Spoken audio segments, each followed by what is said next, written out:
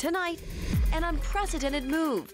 The UK, Canada, and others officially recognize a Palestinian state as world leaders gather at the UN. We are acting to keep alive the possibility of peace and a two-state solution.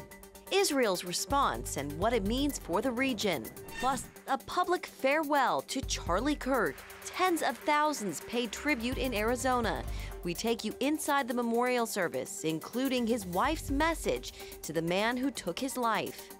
And the White House takes on autism, reportedly linking it to Tylenol use during pregnancy. What doctors and scientists have to say. All this and more tonight on Faith Nation.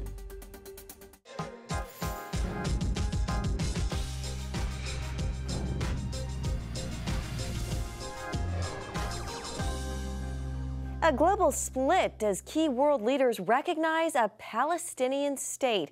Good evening in Washington, I'm Jenna Browder. Some of America's closest allies are breaking with Washington ahead of this week's UN General Assembly by formally recognizing a Palestinian state. The decision triggered outrage from Israel and is expected to dominate in New York. National security correspondent Caitlin Burke has our top story.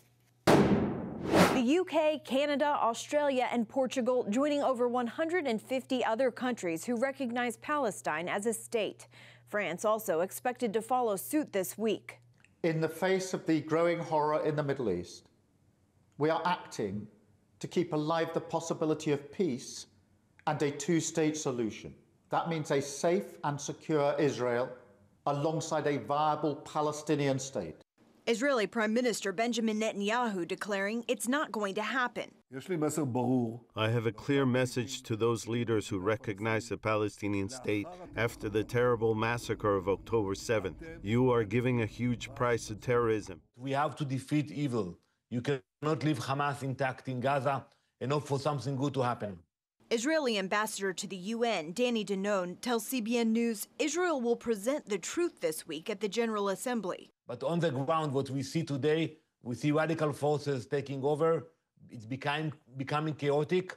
And I think it will take for a while until we will see a genuine Palestinian leadership who is condemning terrorism and actually willing to speak about peace with Israel.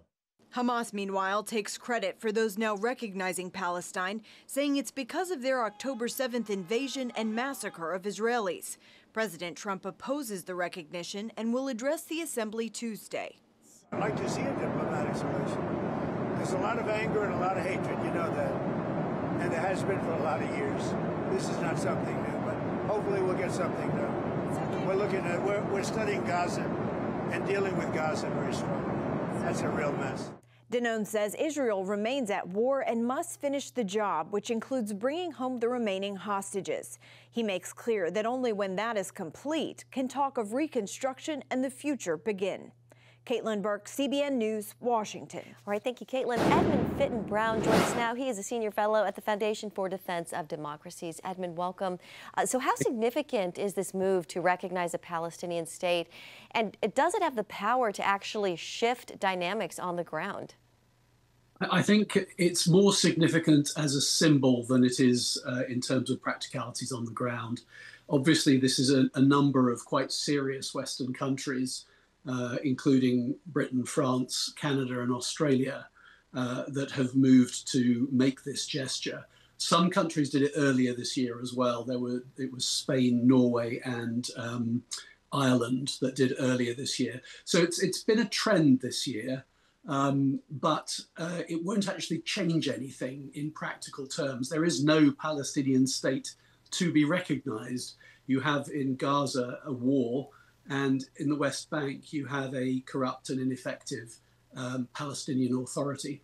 Yeah, and it looks like France could also join later this week. So as world leaders, Edmund, gather at the UN this week, how do you expect this growing divide that we're seeing over Palestinian recognition, how do you expect that to shape the debate at the UN, and what's at stake for Israel diplomatically here? It's going to be a major feature of this high-level week in New York, because a lot has happened since the last high-level week a year ago. If you think about it, there's been a series of conflicts in the Middle East. a change of administration in Syria, a war that Israel and the United States successfully carried out in June against Iran. And of course, the continuing hostilities in Gaza. So I think we're going to find that a lot of people are going to have a lot to say about these issues in New York. And the General Assembly has always been a forum in which people come with some quite strident and discordant views, and often say things that are highly provocative. So I'd expect a lot of attacks on Israel to happen. That's fairly normal in the UN. The UN, unfortunately, has become a sort of an anti-Israel echo chamber to some degree. But it's possible that this will displease the United States government, because there'll be a lot of commentary that they will consider unhelpful. Mm-hmm. So Edmund, Fox News and Israeli media, they're reporting that Hamas has drafted a letter to President Trump asking for a 60-day truce in exchange for half of the hostages. How do you see this request, Edmund? Does it signal Hamas's growing desperation, or do you think it's a calculated move for the terrorist group to gain some political legitimacy? I think it's a calculated move. Clearly, Israel is very dependent upon the relationship that exists with the United States and the relationship that exists between Prime Minister Netanyahu and President Trump. And so Hamas will be looking at the situation and saying, is there some way we can drive a wedge here? Can we try to look reasonable in such a way that the Israelis are exposed as being the ones who don't want peace? Because, as you know, President Trump said not long ago that it was Hamas that did not want peace and that they were on their last warning. So I think they're trying to recover that ground. Yeah. All right, Edmund Fitton-Brown with the Foundation for Defense of Democracies. Edmund, thank you. You're welcome. And coming up, remembering Charlie Kirk. Tens of thousands gather in Arizona to pay tribute. We will take you there next on Faith Nation. Welcome back. One of the largest memorials ever for a private citizen was held Sunday in Arizona, honoring the life of Charlie Kirk. In a powerful moment, his wife Erica stood before the thousands and forgave his accused killer. CBN's Dale Hurd reports. 73,000-seat State Farm Stadium in Glendale, Arizona began filling shortly after the doors opened at 8 a.m., with 20,000 more attending in overflow venues. Law enforcement estimated some 200,000 people tried to attend, some who traveled across the country, and millions streamed the service online and saw it on TV. The evil murderer who took Charlie from us expected us to have a funeral today, and instead, my friends, we have had a revival in celebration of Charlie Kirk and of his Lord Jesus Christ. Conservative leaders, including Vice President J.D. Vance and President Trump, remembered the life of the Turning Point USA founder. But what was even more important to Charlie than politics and service was the choice he made in the 5th grade, which he called the most important decision of his life, to become a Christian and a follower of his Savior, Jesus Christ. Charlie Kirk's widow, Erica, tearfully celebrated her husband's life, recounting the moment her husband was shot. One moment, Charlie was doing what he loved, arguing and debating on campus. And then he blinked. He blinked and saw his Savior in paradise. Erica Kirk also recalled something Charlie once said in a speech at a Turning Point USA event. He quoted one of his favorite Bible verses, Isaiah chapter 6, verse 8. "Here I am, Lord. Send me." When you say, "Here I am, Lord, use me," God will take you up on that. Then the mother of 2 young children forgave the man who took away their father. That man, that young man, I forgive him.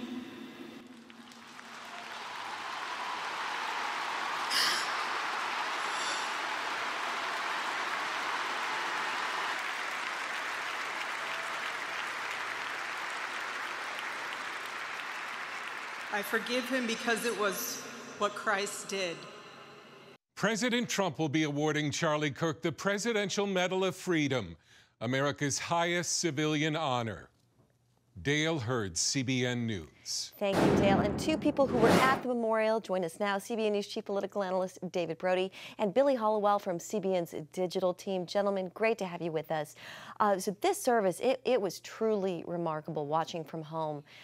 It was about Charlie, of course, and his incredible life. It was about forgiveness and that breathtaking moment when Erica forgave the gunman. And, maybe most importantly, it was about Jesus and the gospel. And I think that really struck me, from the vice president to the secretary of war to the secretary of state. We saw some of our highest ranking officials declaring the good news in a bold, in a passionate way. David, to you first. Your thoughts on what we saw and you being there in person? Well, if we had 4 hours, I could fill in for the information for 4 hours. I've never been to a more powerful event than that. It's just plain and simple. Where do I even begin? Let me just say this. I think Billy and I, we went to a memorial service and we ended up seeing the beginnings of a revival is what we saw specifically there. It's not often that President Trump comes to an event and doesn't get top billing. He was not the top billing there at all. It was Jesus, number one. You said maybe Jesus. No, it was definitely Jesus, number one. Just the way Charlie would like it, by the way. Charlie, obviously, then Erica, then President Trump. So, look, this idea of revival, we talk a lot about revival in Christianity. So what are we talking about here? It means getting right with God, right? You need to personally get right with God. If you get personally right with God, then the churches are stronger. If the churches are stronger, the communities will be stronger. If the communities are stronger around the country, the nation will be stronger. And that's what really I think will come out of this, hopefully. Yeah, Billy, there were, I think, over 24 speakers, and the messages that really stuck out were the ones that were gospel-centered. Secretary Rubio, Pete Hegseth, the Secretary of War. I guess I'm just wondering your thoughts. You were there too. What stood out to you? Yeah, I've had a lot of people ask me, well, did you feel like it was political? Did you feel like these were political maneuvers? They were using faith to push their politics, and I did not feel that way. I felt like these were people who were coming to a memorial as human beings who happened to be government officials. And you can't say that for every single person, but I think the majority of those speeches were incredibly personal. Even Donald Trump Jr., somebody who we don't hear preaching the gospel very often at all. I don't think I've ever heard him do it. Talking about the gospel, talking about how important this was to Charlie Kirk, they really honored him because that was the centerpiece of his life. They then took that and made it a theme in each of their speeches, and you could really see the passion there. After every speaker went up, it was like the next one, the next one, the next one, and it just, the intensity in a positive way in the room just seemed to build throughout those 6 hours. As David said, I have experienced nothing anywhere like what I felt and saw in that stadium that day, with every single seat filled. And for 2 hours, by the way, music playing, praise and worship artists singing. It was truly a very moving experience. Yeah. David, you mentioned President Trump's speech. He spoke last. I'm wondering what you thought of his speech. He didn't reference the gospel in the way others did. Your thoughts on what we saw from the president? Well, I probably should spell it. That'd be MEH. Meh. The problem that there were a couple problems with the speech. Number one, he kind of went political again, and he started talking about, crime and it's like, that wasn't the time for that. Now, he did a good job with Charlie, in terms of honoring him. Don't get me wrong. But he mixed it with a lot of the campaign stuff, or at least a lot of the presidential stuff. And I didn't think, Billy, I'd be curious to get your take. I didn't think it was appropriate. I thought the Lee Greenwood stuff at the beginning when he came out, God bless the USA, I get it, it's his signature thing. I didn't think that was appropriate either. And I'll be honest with you, and this is not, a lot of times you see the media say, oh, people are leaving during Trump's speech. Well, they were leaving during Trump's speech. She had to follow Erica Kirk. And that is a tough act to follow. Yeah, Billy, do you want to weigh in on that? Yeah.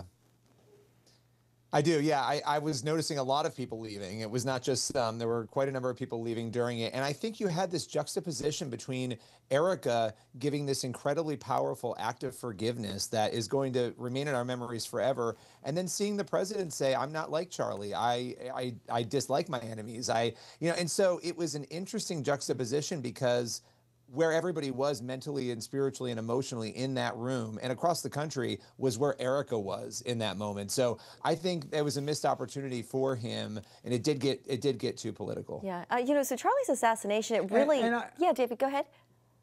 Mm-hmm. Well, I was going to say, you could hear a pin drop when Erica was speaking. And one last thing about Erica, I think this is very important. This is just the way God works, right? I mean, Charlie appealed to young men specifically, everybody, but young men was kind of a bread and butter for him. And along comes Erica Kirk now, where she talked in her speech specifically about reaching young girls and saying be virtuous. And I think we're on the cusp of potentially some new conservative wave of feminism that I think Erica Kirk could bring through Turning Point USA. And isn't that like God, to bring the two shall become one and get young men and young women both on fire for Christ in this country? Yeah, Billy, do you want to weigh in? Maybe a final thought on where this movement goes from here? Just a final word. Yeah, I think this movement goes towards forgiveness. That's what's going to heal this nation. That's what's going to help people progress. I think it's exactly where Erica was. I think what David said is entirely true. And it's going to be fascinating to see what these 60,000 plus inquiries to start new TP USA chapters bring to us. So I think there's a lot of positivity ahead. Okay, David and Billy, thank you both so much. Appreciate all that you do. Thank you. Up next, a breakthrough in understanding what causes autism. The Trump administration makes a big announcement.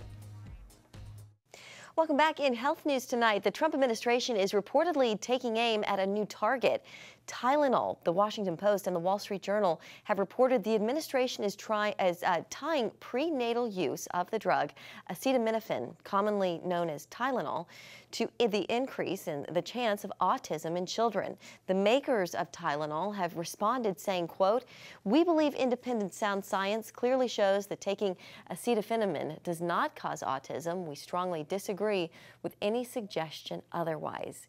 And for more on this, let's bring in CBN News medical reporter Lori Johnson. Lori, great to see you. So talk to us about this announcement from the Trump administration connecting Tylenol, the use of Tylenol for pregnant women, to autism in children.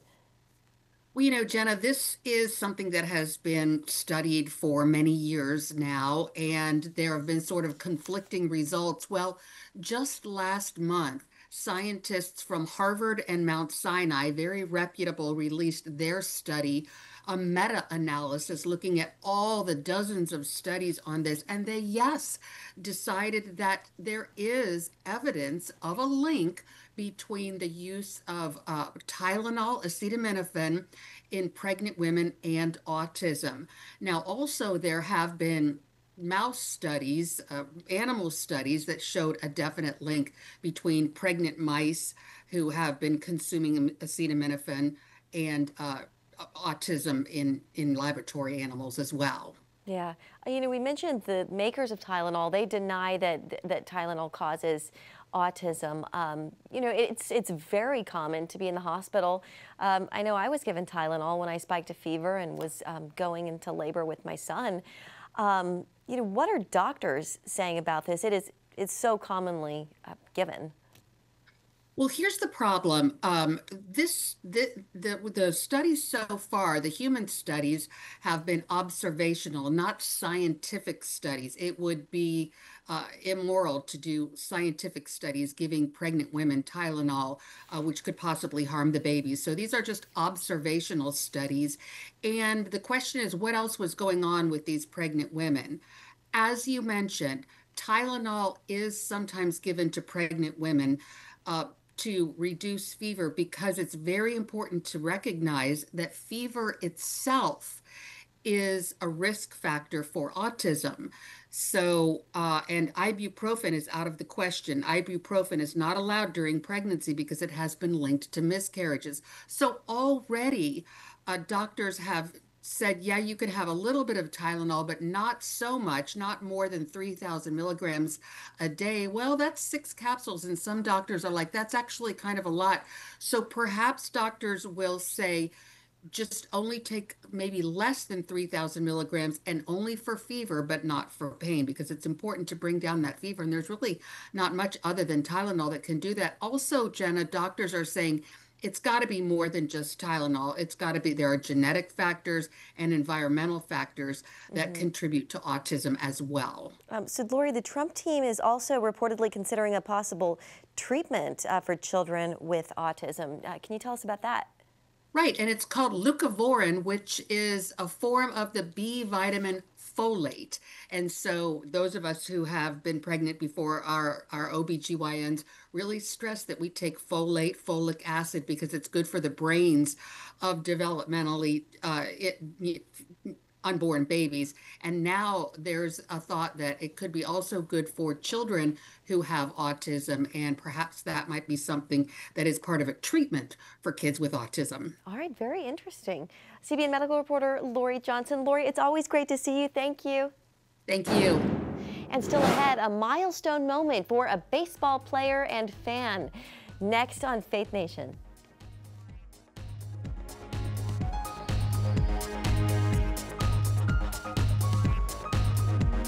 Finally tonight, a night to remember for a Los Angeles baseball player and one of his biggest fans, and it's all thanks to good sportsmanship. Angels star Mike Trout hit a career milestone on Saturday with his 400th home run against the Rockies at Coors Field.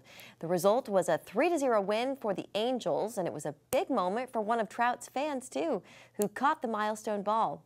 The fan was willing to return the baseball to Trout for a special request, a quick game of catch, which Trout happily agreed to. The two stepped out on the field after the game and exchanged tosses and handshakes, but the fan did not leave empty-handed. Trout also gave the fan's family 3 signed baseballs and 2 signed bats.